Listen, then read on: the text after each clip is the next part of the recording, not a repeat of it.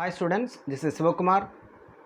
11th standard mathematics, chapter number 2, continuation of exercise 2.1. Now problem number 4. Find two irrational numbers such that their sum is a rational number. Can you find two irrational numbers whose product is a rational number?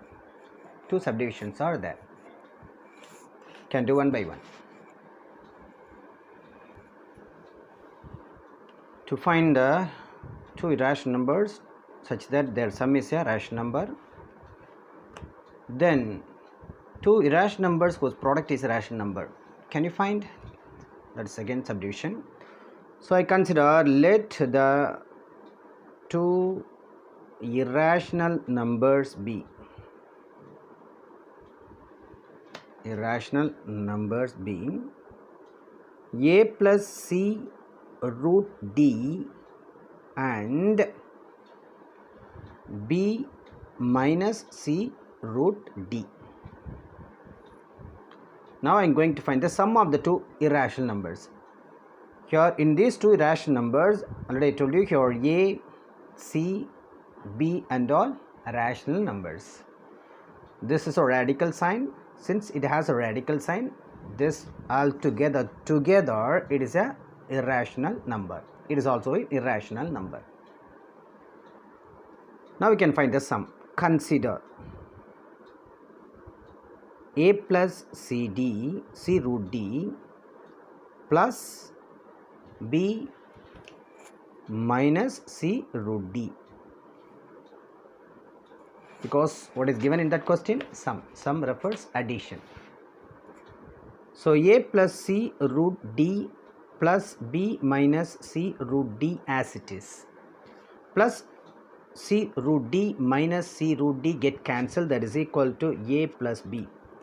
Already I told you what about that a and b. A and b are rational numbers. So together is a rational number. Therefore it is a rational number.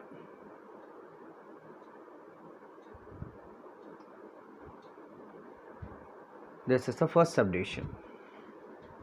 Now I am going to find the second subdivision. I am going to find out the product of the two irrational numbers.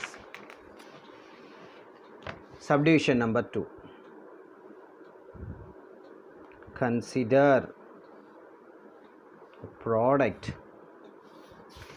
First irrational number is a plus c root d, another one is b minus c root d.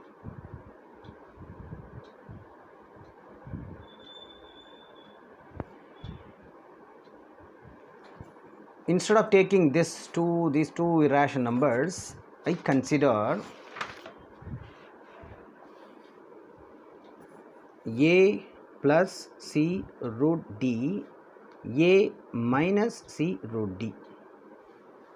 Here write, let a plus c root d and a minus c root d be two irrational numbers.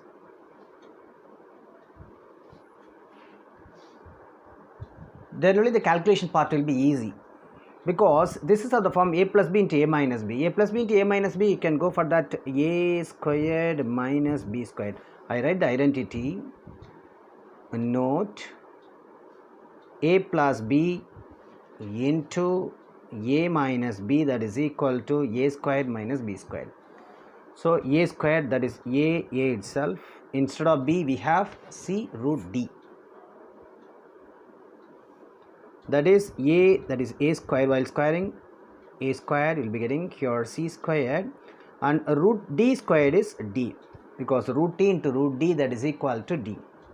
Here a squared is a rational number, c squared is a rational number, even d is a rational number. So the final result is a rational number only, is a rational number, because the difference between the two rational number is a rational number only. So problem number 4 is also completed. I will be teaching the last problem, that is problem number 5, in the next video. Thank you children.